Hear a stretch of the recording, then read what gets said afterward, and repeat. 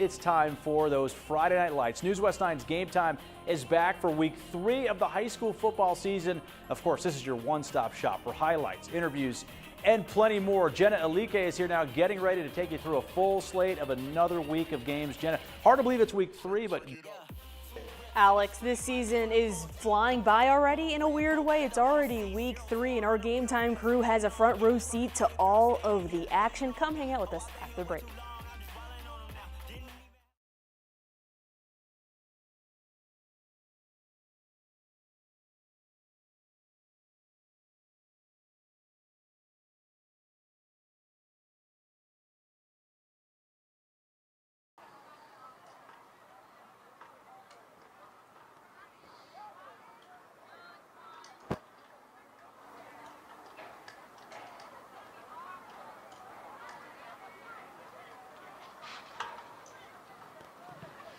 Tyler, mic check 1 2 3. Tyler, mic check 1 2.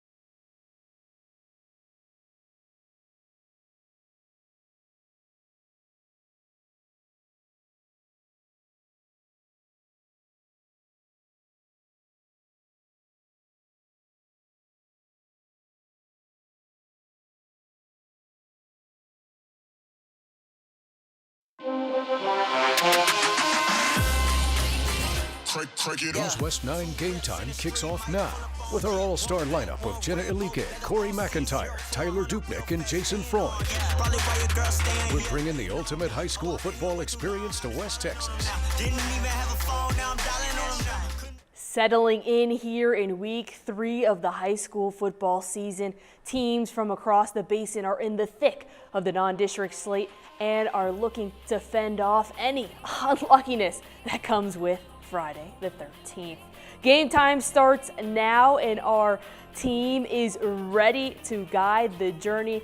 The crew is here with Corey McIntyre. He's set up out in Andrews right now, and you're also seeing Jason Freund. He is out at Odessa High. I heard that one is went into overtime. Looks like the field is clear behind him. And then we have our guy Tyler Dupnick out in Midland. The opening stretch for Midland Legacy this season can only be defined as a gauntlet. The challenges continued here in week 3 as LHS invited Lake Travis to its down Broadband Stadium. You see him behind me. Tyler Dupnick is live, ready to give you an update on the status of the Rebels. Tyler?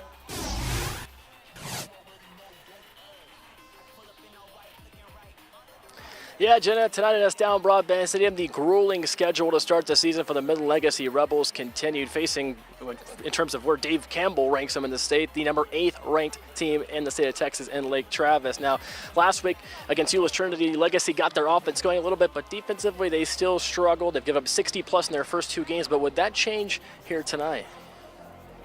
Another Friday night in West Texas and another big 6A matchup. The Midland Legacy Rebels ready to roll, playing host to the Lake Travis Cavaliers, and the opponents from Austin would get going early with that running game. Van Hopping with his 8th rushing touchdown of the season. This one from about 20 yards out, 7-0 Cavaliers early. Later on, Lake Travis with a field goal attempt, but it's blocked. Brylan Zeno got his hand up there and swatted it away. Rebels special teams takes 3 off the board. Now after a pick 6 by Jaden Rogers, he's going to make up for the mistake on this read option. Sprinting down the sideline with a 49-yard gain as he trots out of bounds. 2 plays later, the handoff to Mackenzie Rogers using great balance and toughness to fight his way in from 3 yards out. Rebels on the board, 14-7 as they answer with a score. Now into the second quarter, Rebels on the move again. Rogers fires. Aiden Serrano looking like CeeDee Lamb on this catch and run, spinning away from tackles, still fighting for yardage down to the 4-yard line. And a couple of plays later, the handoff to Andrew Hodge, and he bangs his way in for the 1-yard goal, just breaking the plane. We're tied at 14. Now later on, let's give some love to this Rebels defense. They were great in the first half. 3rd down, rushing defense stop right there. And now Brylan Zeno again. Remember him for the blocked field goal. Here's a bone-crushing sack. Wow, what a takedown for Zeno. This Rebels defense playing some football in the first half. And back to the ground game for the Rebels. A rushing touchdown for Hodge again. Midland Legacy down 21-20 at the break.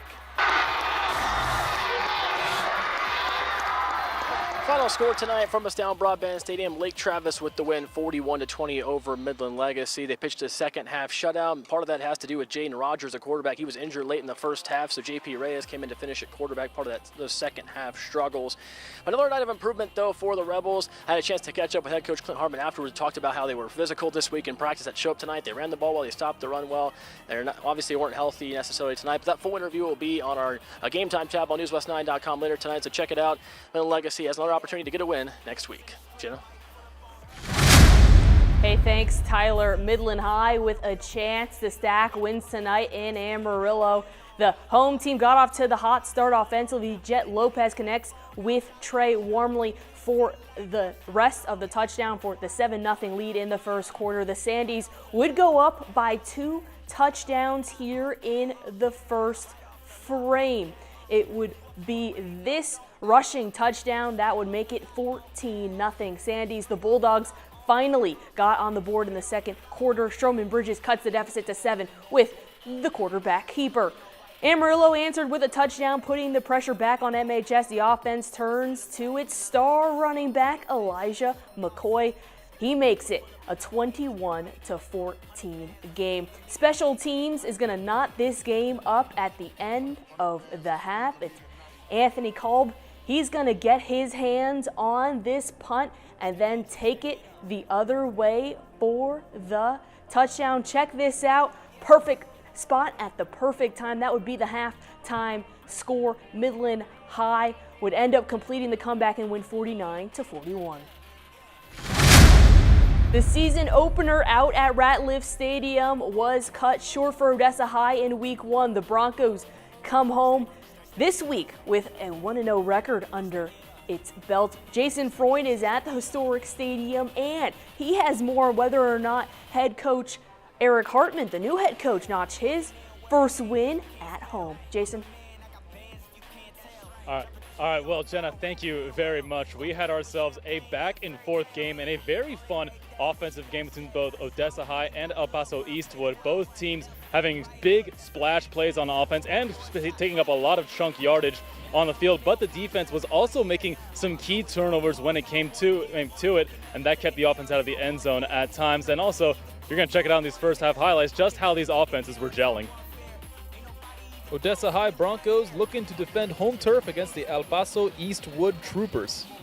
It's going to be the Odessa defense getting the party started. Dominic Taylor with the strip and takes the ball for himself, giving the Broncos early possession. And they would take advantage of the gift. Mikey Cota with the dart to Andrew Rodriguez. Broncos up 7 early. Troopers would eventually tie it up. Now they want the lead. Handoffs to Jaden Martinez. Heavy stomps his way into the end zone. 14-7 Troopers. Broncos now looking to climb back into the game. Coda gets the snap and takes off. Little stutter step, slips out of a couple tackles and goes into the end zone. Touchdown, Odessa High, knotted up at 14. Ball back in Odessa's hands. Screen pass goes off to Jorge Valdez, looking for some blockers, making a few moves. He's going to turn on the Jets and turns it upfield. Troopers desperately trying to bring him down, and finally they're going to knock him out of bounds. Few plays later, Coda drops back. He's going to hit Kobe Baldonado right in the chest for the touchdown, giving Odessa the lead. They'd eventually go into the half up 28-21.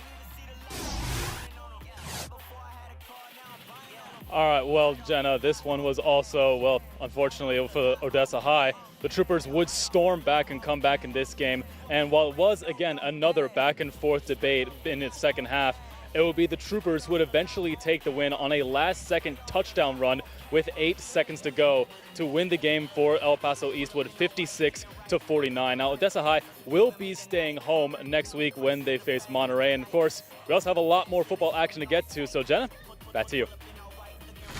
Hey, thanks, Jason. We're actually going to go back, flip the page back to yesterday with another wild game at Ratliff Stadium. Permian outlasted old district foe Abilene in a marathon 42-37. The Panthers offense really showed out in that first half. The attack scored 35 points before heading into the locker room. Junior Gavin Black was the standout in this one. 4 touchdowns on the night. We'll have details from this Big Mojo win on Monday night here on NewsWest 9. Coming up next, our game of the week out in Andrews with a Basin battle.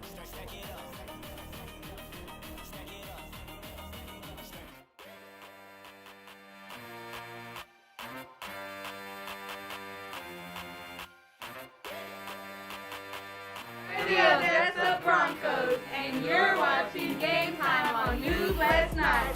Go Broncos! Woo! Go Red! Big Red, let's go!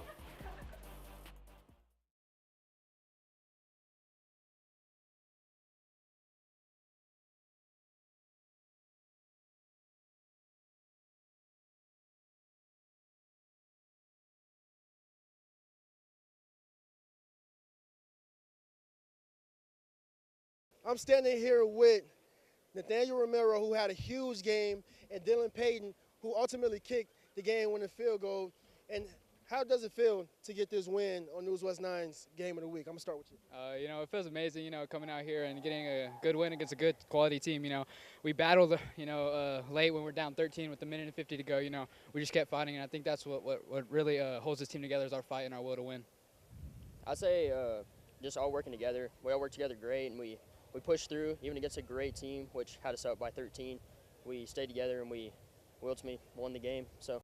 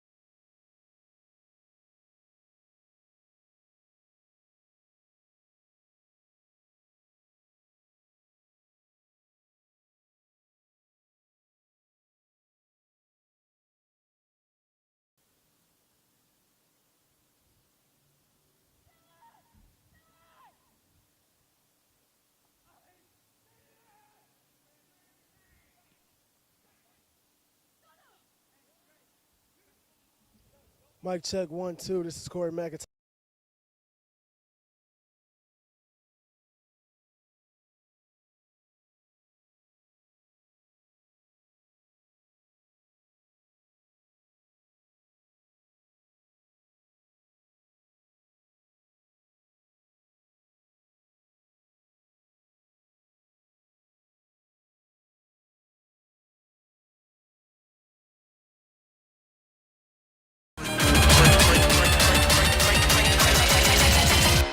The game of the week headlines our set of Basin battles tonight. Andrews and Greenwood squaring off, trying to get win number 2 on the year. Corey McIntyre is in the Mustang Bowl with more from this exciting matchup. Corey?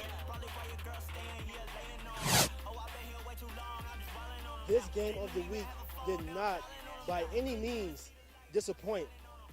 The Andrew Mustangs and the Greenwood Rangers had a back-to-back fight, showdown. It was a showdown, ladies and gentlemen. This win was a needed morale boost for either of these teams, so let's see who got it done in the first half. School spirit was high, sun was bright, and both teams were ready to kick off week 3 of their season. Greenwood in this game would land the first punch in this fight with the 5-yard touchdown run to Nathaniel Romero. They would kick the extra point to make it 7-0. The Mustangs would strike right back on the very next drive with an easy run from Jay Sean, the boys. They would go for 2, but will not capitalize to lead the score at 7-6. Greenwood back in the red zone, tries to strike again, but Reese Waltz loses the football, and the Mustangs recover at the 8-yard line. The Mustangs will capitalize on this mistake and take it in for 6 with, you guessed it, Jay Sean, the boys, his second of the day. The Mustangs will get this 2-point conversion with Milan Leroy to make their lead 14-7, putting pressure on the Rangers. With 2 minutes left in the second, what looked like a costly turnover by the Rangers turns out to be 6 for their quarterback, Lincoln Madrid. The Rangers will take the 2-point conversion and go up 1 to end the half, 15-14. I'm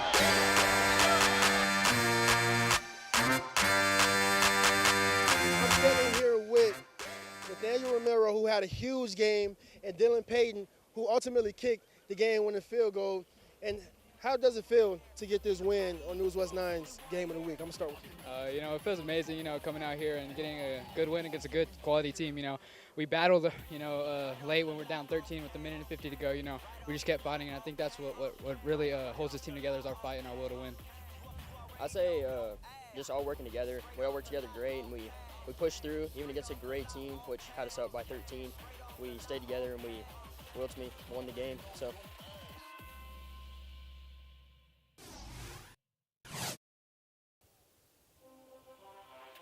The second half was much like the first half, and with 13 unanswered points by Greenwood to go back up to ultimately take the game-winning field goal and nail it in the Mustang Bowl, it was absolutely amazing to see. And this game of the week did not disappoint. And stick with us the rest of these weeks of high school football, because we will have plenty of nail biters more to come. Now, in the Game Time tab, I will have another interview with Coach Hill, so be sure to check that out. Jenna, back to you. Hey, thanks, Corey. We definitely have a lot for the NewsWest 9 Game Time tab. The 2024 iteration of Pecos in Fort Stockton has a different look. The former district foes duking it out in non-league play. Homecoming for the Panthers tonight. The home team showing out for that home crowd early. Quarterback Cash Norman finds Angel Lujan. The whiteout weaves into the end zone for the 7-3 lead. Fort Stockton tacked more points on the board with the QB keeper to push the lead out to 21-3 in the first quarter. Second frame, and the Panthers find pay dirt again, this time through the air. It is Norman who finds Fabian Silva for the score. Panthers lead 28-3 going into the half, and it would be the home team who would dominate 56-24. And coming up next, we'll continue to check in on games around the Basin.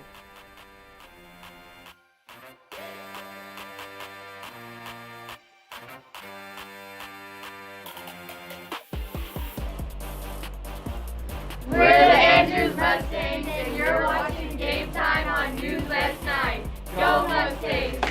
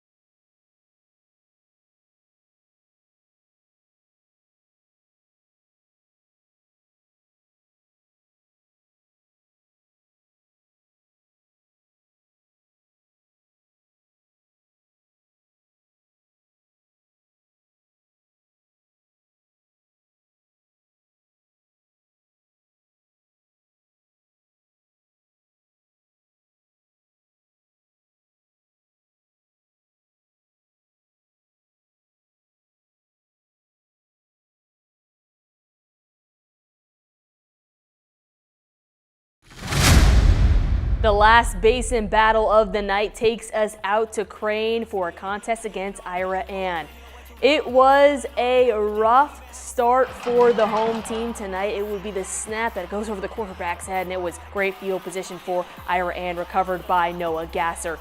The Braves would cash in. It's Prather Schneeman who links up with Chris Quintero for the eventual 8-0 lead. The Golden Cranes find an answer quickly. Brents finds Angel Reyes in the end zone to knock this game up at 8. Second quarter, the visitors regain the advantage. It's Schneeman on the long ball to Cooper Bowman for the touchdown. The missed extra point would make it 14-8 Ira Ann. The Braves started to pull away here. A big run from Quintero to push the lead out 20-8 after another missed PAT. Ira Ann wins 53-8. And coming up next, we've got Top Plays.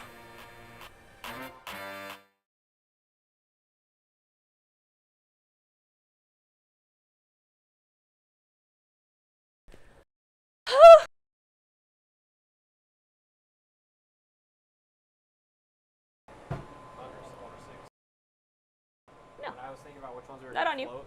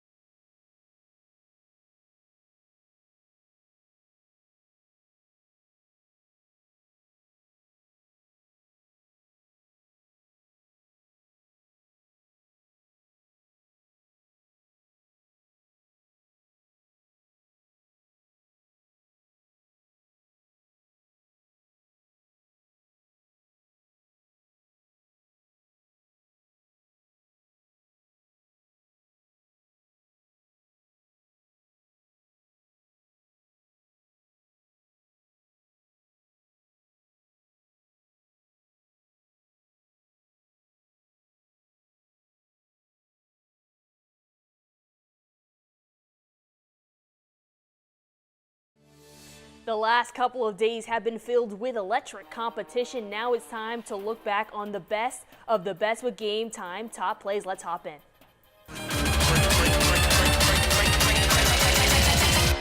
Break it up. An opening drive touchdown kicks off this list. Permian's Landon Robles climbs the ladder to moss his defender on the pass from Jacob Garcia. And then moving out in Amarillo, Midland High turned this game on its head with the big-time special teams play from Anthony Kolb. The blocked punt and score. A bit closer to home, it's more special teams. It's a blocked field goal attempt by Brylan Zeno. He checks into our list, and now a little bit of Top Plays exclusive from Crane. Ira Ann Schneeman connects with Alex Reyes. The junior miraculously holds on for the long touchdown. That concludes week 3. We'll see you next week.